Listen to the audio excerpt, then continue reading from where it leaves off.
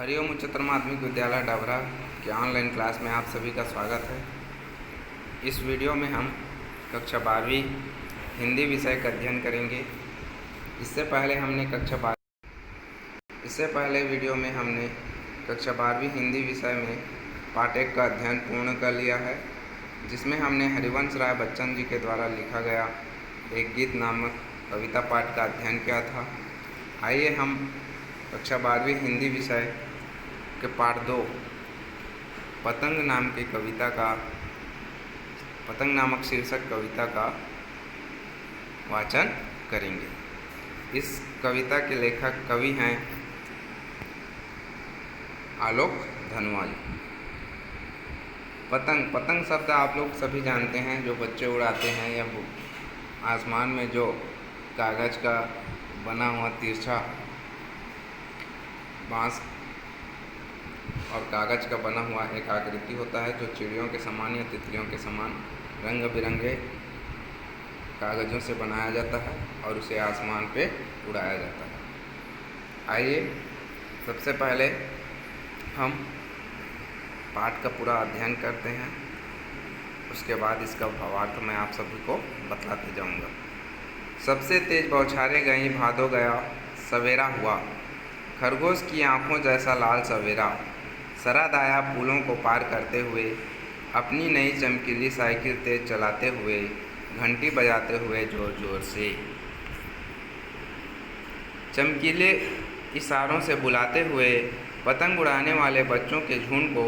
चमकीले इशारों से बुलाते हुए और आकाश को इतना मुलायम बनाते हुए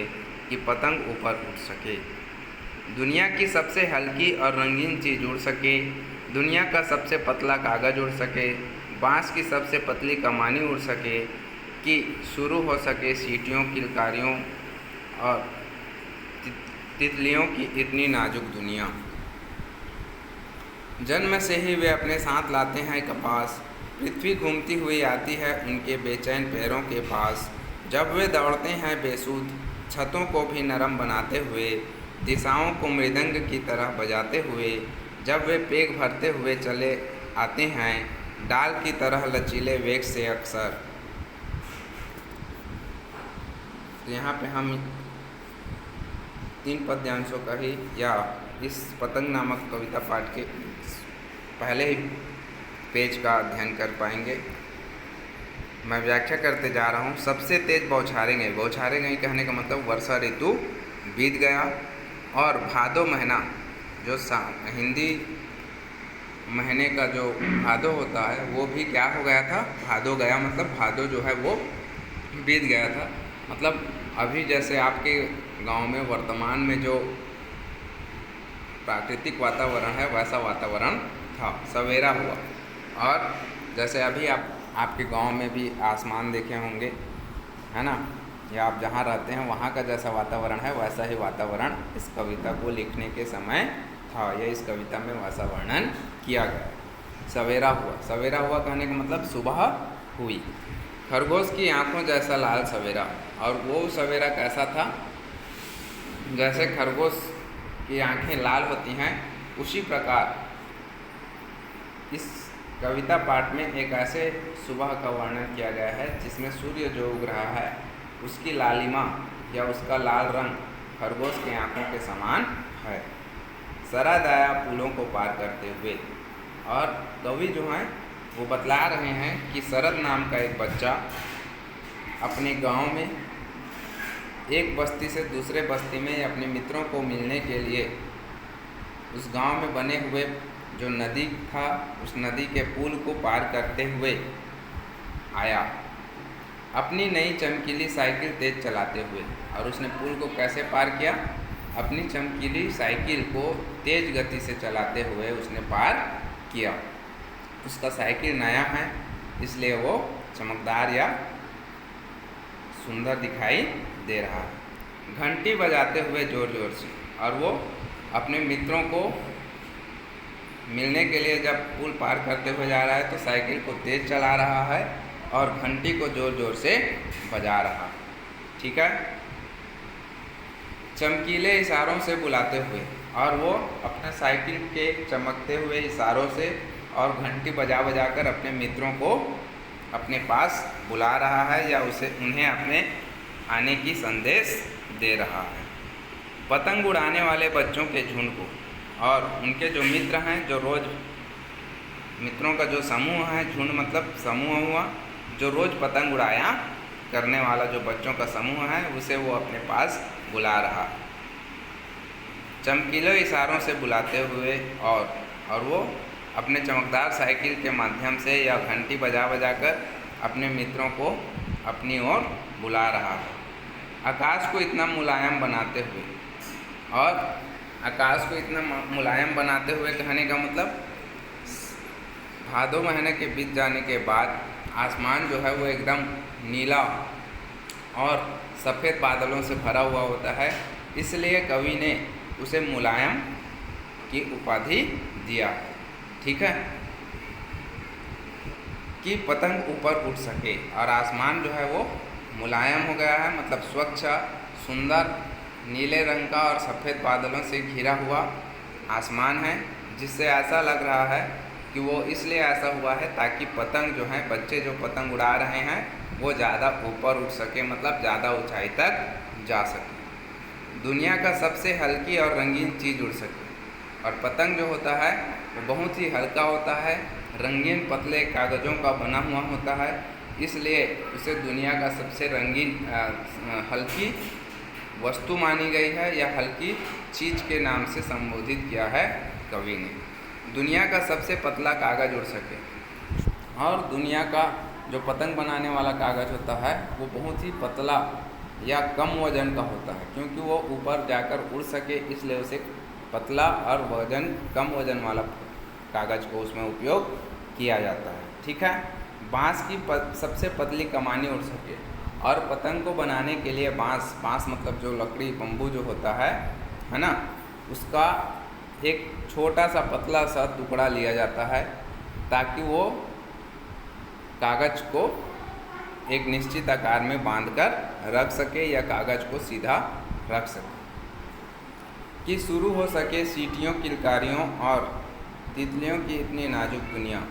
और जब बच्चे क्या करते हैं, पतंग उड़ाते हैं, तो जैसे जैसे पतंग ऊपर उठने लगता है तो बच्चों के मन में खुशी से, है ना, खुशी का जो वातावरण होता है, या बच्चों के मन में जो खुशी का भाव होता है वो धीरे धीरे आगे ऊपर या वो बढ़ने लगता है। और वो खुशी से क्या करते हैं, कोई बच्चा सीटी बजाता है, कोई किलकारियाँ कहने का मतलब ज़ोर से चिल्ला कर हंसने लगता है। ठीक है, या आवाज़ के साथ हंसने लगता है। तितलियों की इतनी नाजुक दुनिया, और ये जो बच्चे होते हैं वो इतने नाजुक होते हैं, जैसे तितली नाजुक होती हैं वैसे ये नाजुक होते हैं, और उनमें पतंग को उड़ते हुए, रंगीन पतंगों को ऊपर आसमान में उड़ते हुए बहुत ही खुशी और मौज की स्थिति दिखाई देती है। ठीक है, यहाँ तितली शब्द या तितली की नाजुकता का तुलना बालक के कोमलता या उनके कोमलपन से किया गया। जन्म से ही वे अपने साथ लाते हैं कपास, और जिस प्रकार तितली नाजुक होते हैं, वैसे भी बच्चे क्या होते हैं, छोटे में या बचपन में उनकी शरीर या उनका भाव या उनका जो विचार होता है वो भी नाजुक ही होता है। कपास मतलब पोनी के समान, है ना, या रुई के समान, वो भी क्या करते हैं, नाजुक होते हैं, उनका शरीर भी नाजुक होता है। पृथ्वी घूमती हुई आती है उनके बेचैन पैरों के पास, और जो बच्चे होते हैं वो इतने घूमते हैं, है ना, या इतने ज़्यादा जगह दौड़ते भागते हैं कि ऐसा कवि ने उसको ऐसा कहा है कि जो पृथ्वी है वो खुद घूम कर उनके पैरों के पास या उनके पैरों के नीचे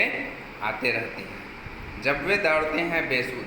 मतलब एक जगह से दूसरे जगह उनको जब जाना होता है बच्चे को, तो देखना वो कभी भी आराम से नहीं जाता, वो दौड़ के जाता है। तो कवि ने उस घटना को ऐसे बतलाया है जैसे पृथ्वी खुद घूमकर उनके पैरों के नीचे आ रही हो, छतों को भी नर्म बनाते हुए। और वो अपने घरों के छत जो सीमेंट या गिट्टी के बने होते हैं, जो बहुत ही कठोर होते हैं, वो भी जब छतों पर जब वो दौड़ते हैं तब भी वो उनके लिए नर्म, है ना, कठोर नहीं होता बल्कि नर्म और मुलायम हो जाता है। दिशाओं को मृदंग की तरह बजाते हुए, मृदंग मतलब होता है एक वाद्य यंत्र होता है जो मादर के हमारे क्षेत्र में जैसे मादर होता है, या मृदंग भी हमारे क्षेत्र में रखा जाता है ना। एक वाद्य यंत्र होता है जिसका एक तरफ चौड़ा मुंह होता है और एक तरफ उससे छोटा चौड़ा मुंह होता है, ठीक है। तो जो 4 दिशाएं होती हैं, या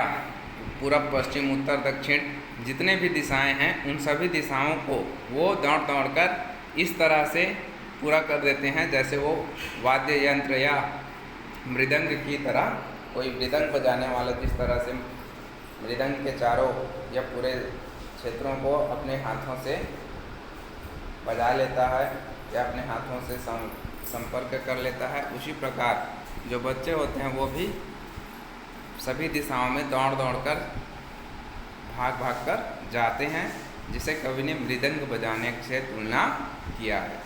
जब वे पेट भरते हुए चलते आते हैं और जब वो खुशी में रहते हैं बच्चे, तब पेट भरते मतलब हिलते डुलते हुए या मस्ती के साथ या मस्ती के चाल में चलते हुए आते हैं। डाल की तरह लचीले वेग से अक्सर, डाल की तरह, डाल मतलब जिस प्रकार वृक्ष का डाली क्या होता है, हवा की झोंका से इधर उधर लहराता है ना। उसी प्रकार बच्चे भी